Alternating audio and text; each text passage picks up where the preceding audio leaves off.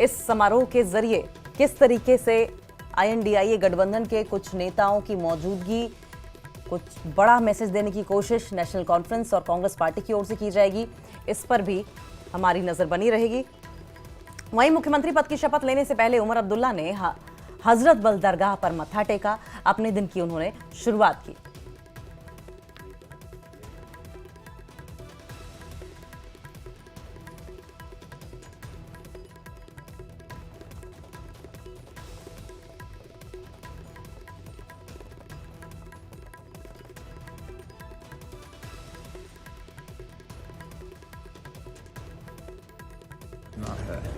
लोगों को एक हौसला देना है कि उनकी हुकूमत है, कि उनकी आवाज़ सुनी जाएगी।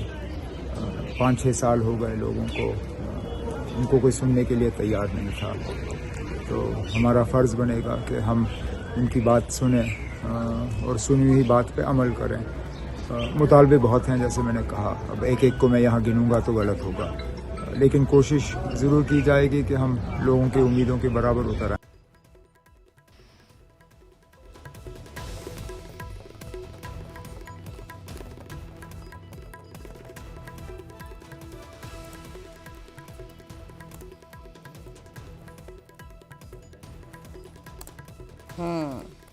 और इसी खबर पर और ज्यादा जानकारी के लिए हम रुक कर लेंगे। हमारे साथ दो सहयोगी आबिद और समीर जुड़ गए हैं। समीर, सबसे पहले तो आपका रुख करेंगे, कितने साल बाद ऐसा हो रहा है? क्योंकि 10 साल पहले तो पुरानी सरकार चुनी गई थी।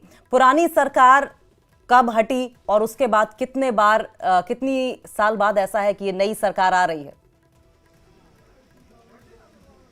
अंकिता, अगर हम पीछे की बात करें तो आपने जो सवाल पूछा उसका जवाब ये है कि जून 2018 को महबूबा मुफ्ती की सरकार गिर गई थी। महबूबा मुफ्ती की सरकार जो PDP BJP की सरकार थी, और उसका रीज़न क्या था कि जो BJP है उन्होंने एकदम से फैसला किया, उन्होंने अपने नेताओं को बुलाया, जो मिनिस्टर्स थे उनको दिल्ली बुलाया, और दूसरे दिन उन्होंने ये फैसला किया कि हम अपनी जो महबूबा मुफ्ती सरकार के प्रति जो हमारा समर्थन है उसको हम वापस लेते हैं। इसलिए महबूबा मुफ्ती जो कि 2016 में बनी थी अप्रैल में, वो उनको इस्तीफा देना पड़ा, रिजाइन देना पड़ा। उसके बाद जम्मू कश्मीर में प्रेसिडेंट रूल लग गया। पहले गवर्नर थे, लेकिन जब 2019 में 5 अगस्त को 2019 को यूटी बनाई गई, यहाँ पे धारा 370 हटा दी गई, तो फिर LG यहाँ पे नियुक्त किए गए। तो उसके बाद लगातार हमने देखा कि जो लोग थे, आम लोग तो सही, जो पॉलिटिकल पार्टीज तो थी ही, चाहे national conference, PDP, Congress, even की BJP भी, बाकी पार्टीज भी, लेकिन जो आम लोग हैं वो भी लगातार ये डिमांड कर रहे थे कि यहाँ पे असेंबली के इलेक्शन जल्द से जल्द करवाए जाएं। अब असेंबली के इलेक्शंस हो गए हैं, इसका मतलब है 6 साल और 4 महीने के बाद आज यहाँ पे एक पॉपुलर गवर्नमेंट का जो है वो ओथ लेने जा रही है उमर अब्दुल्ला। और उमर अब्दुल्ला ने आज जो सुबह गए, वो दरगाह गए, वो पहले और हजरत बल गए, वहाँ पे उन्होंने दुआएं मांगी। उसके बाद वो जो अपने लेट ग्रैंडफादर शेख मोहम्मद अब्दुल्ला, उनके मज़ार पर भी गए। उसके बाद उन्होंने जो मीडिया से बात की, उन्होंने ये कहा कि आज वो स्ट्रेंज महसूस कर रहे हैं, अजीब तरह की फीलिंग उनके है, क्योंकि जब वो चीफ मिनिस्टर थे 2009 से लेकर 2014 तक, देखिए वो चीफ मिनिस्टर 6 साल के रहे थे। उस टाइम नेशनल कॉन्फ्रेंस और कांग्रेस की कोalition सरकार थी, और सेंटर में वहां पे मनमोहन सिंह प्राइम मिनिस्टर थे, तो उनको बैकिंग भी बहुत अच्छी थी और वो बहुत पावरफुल थे। सबसे बड़ी बात है वो बहुत पावरफुल थे। लेकिन आज उन्होंने खुद माना कि आज मुझे अजीब सी फीलिंग हो रही है, मैं उस यूटी का चीफ मिनिस्टर बन रहा हूं 5 साल के लिए, जहां पे मुझे बहुत ज्यादा इख्तियारात नहीं है। लेकिन उन्होंने साथ में ये भी कहा कि उनको पता है कि चैलेंजेस बहुत ज्यादा है, लेकिन आगे वो चाहते हैं कि स्टेटहुड रेस्टोर हो और जो लोगों की आशाएं और उम्मीदें हैं उस पर वो खरा उतरे। तो आज उन्होंने सुबह सुबह जो ओथ सेरेमनी से पहले सिलेक्टेड मीडिया से बात की, उन्होंने कहा कि ये बड़ा अजीब सा उनको हो रहा है। और देखिए, आम लोग भी और खासकर पॉलिटिकल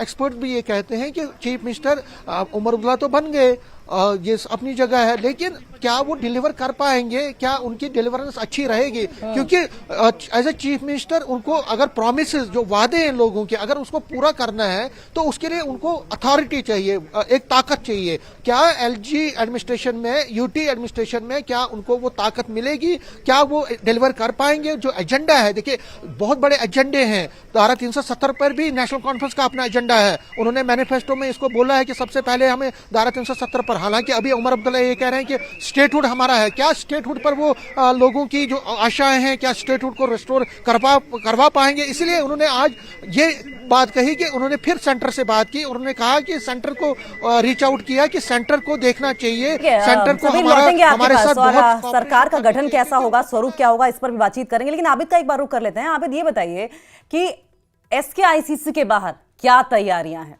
दूसरी बार मुख्यमंत्री पद की शपथ लेने वाले हैं उमर अब्दुल्ला।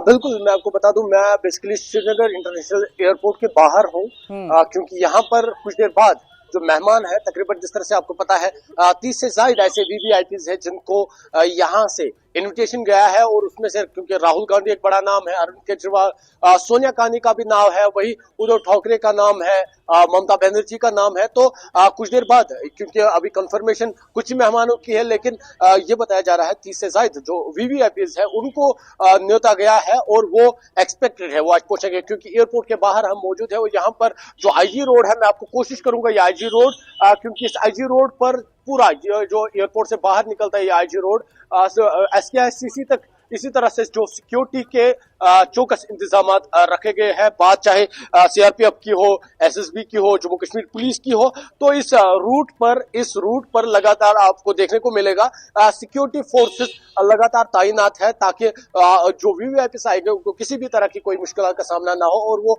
आराम से एसकेआईसीसी पहुंचे। क्योंकि जिस तरह से आपने कहा 10 साल के बाद यहाँ पर इंतखाबात हुए और उमर अब्दुल्ला पहले ऐसे जो सीएम हो गए जो union territory of Jammu and Kashmir के चीफ मिनिस्टर आज बनने वाले हैं, क्योंकि सबकी नजरें उस पर है। और क्योंकि leader of opposition Rahul Gandhi आने वाला है, तो उस पर ज्यादा नजर है। यहाँ पर कई मकाम पर कांग्रेस के वर्कर्स है, आम आदमी पार्टी के वर्कर्स है, अपने जो लीडर्स है उनका वेलकम करने के, क्योंकि हमने इस आईजी रोड का भी दौरा किया, मुख्तलिफ मकाम पर होर्डिंग्स लगी है जिस पर जो राहुल गांधी है उसको वेलकम किया जा रहा है। तो कहीं ना कहीं क्योंकि ये भी बताया जा रहा है तकरीबन 10:30 के करीब उनकी जो परवाज है वो यहाँ पर लैंड होगी, लेकिन जो दूसरे मेहमान है उनकी अभी तक कोई इंफॉर्मेशन नहीं है उनके वो कितने बजे आएंगे। लेकिन ये वाज़ह है वो इस गेट से निकल कर आएंगे। हम बाहर वेट कर रहे हैं, यहाँ से वो होके एसकेआईसीसी पहुंचेंगे जहां पर शपथ ग्रहण है, जहां पर शपथ ग्रहण समारोह है, वहां पर वो उसमें शिरकत करेंगे। उमर अब्दुल्ला का उमर अब्दुल्ला उनका वेलकम करेंगे और उमर अब्दुल्ला को वो मुबारकबाद भी पेश करेंगे, क्योंकि सबकी नजरें हैं यूनियन टेरिटरी। जिस तरह से उमर अब्दुल्ला ने कहा कि वो कोशिश करेंगे जल्द से जल्द जो रियासती दर्जा हो वो बहाल हो, सरकार को वो मोटिवेट करे रियासती दर्जा बहाल होने का। हालांकि उन्होंने ये भी कहा कि वो पहले ऐसे चीफ मिनिस्टर होंगे जो union territory Jammu and Kashmir के सीएम होंगे। और जिससे से आपको पता है क्योंकि कई तरह के बयानात सामने आए थे और कई तरह की सियासत उन बयानात को हुई थी, लेकिन आज जो नजरें है वो सीएम उमर अब्दुल्ला पर रहेगी जब वो अपना